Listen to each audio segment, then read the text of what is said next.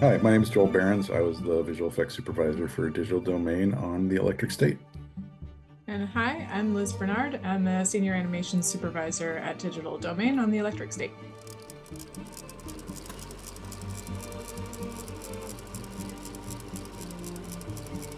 Cosmo was probably the most important character of the movie because he was Michelle's brother, and it was one of the few characters that we had direct reference of from Simon's book. So we really wanted to keep the look of Cosmo as true to Simon's design as we possibly could. Obviously, we made some modifications to him just to allow for proper movement and proper joint structure and to try and get him a little more physically balanced because he is such an interesting character from a proportion standpoint with his large feet and large head and large hands. But he was a fun one to get going with because he wasn't able to emote like the other characters. And Liz, maybe you want to talk a bit more about that. Yeah, with the large feet, the large hands, the large head, like everything's big around the extremities, and then you have this like little spindly body in the middle. It meant that the way that he moved took some time for us to figure out for sure, especially with the big feet. It was tough to get him to walk without kind of redesigning his boots a little bit so that they could actually flex without looking like they were stretching in any way.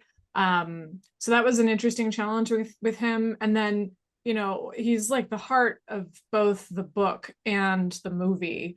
And we needed to figure out some ways to use like pantomime and body language and like even little subtle tilts of the head and hand gestures to really get through some of that emotion.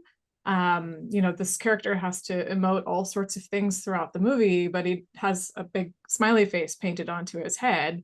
And so you're always looking at that and trying to make sense. It's like, what is his body language doing? And it was an interesting kind of contrast between that facial expression that's always there. It ended up giving him this almost sad kind of pathos throughout the film that was interesting to work with some of the scenes with his sister Michelle. Um, yeah, so that's Cosmo in a nutshell. Yeah. And one of the things that we did change from the book, because we didn't want to have to add any sort of, we didn't want animated eyes. We wanted to keep the painted face, the look of the book. But we did take a little creative license and added some lights to the interior of his eyes so that his eyes weren't just painted on, just to help give him a little bit of soul. And we added just a little bit of twinkle or flicker during, important moments of high emotion or, serious points in the movie, which I think helped give him just a little bit more personality and allowed him to react a little bit differently than completely relying 100% on the pantomime.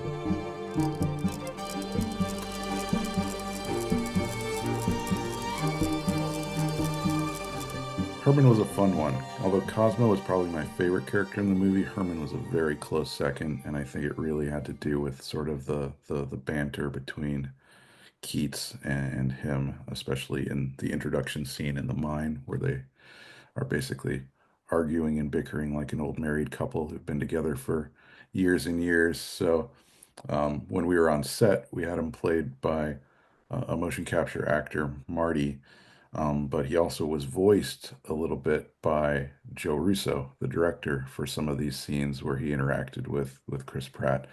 So Joe has a very sometimes New York attitude and vibe in his dialogue that really came across as this sort of really cocky, um, headstrong partner to Chris's um, Keats character. So that was a pretty fun thing to witness on set and also see what Anthony Mackie then brought to the character when he was brought on to do the voice in post production. So it was really entertaining to kind of work with the dynamic between those two. We spent a lot of time designing Herman because he is one of the characters that's not directly from the book. He's influenced by the book um, through through some of the illustrations that Simon had made. We stole bits and pieces from various robots to kind of create Herman, and we wanted him to have the ability to emote more than Cosmo, because we thought it was, very important that he have a more expressive face. So we went down a road of sort of designing this retro futuristic LCD panel, which was meant to kind of harken back to the CRT televisions of the 80s and 90s with this thick glass layer over top of red, green, and blue pixels that could basically do any sort of graphical design that we wanted to.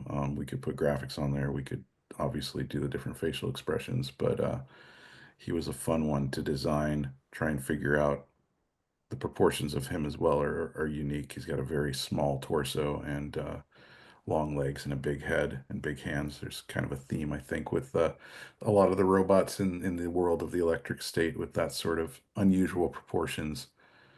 But yeah, he was a pretty fun one. Yeah, Herman had kind of the similar hands to Cosmo and like a lot of the other characters that kind of go back to the classic cartoons from like the turn of the last century with the white gloves.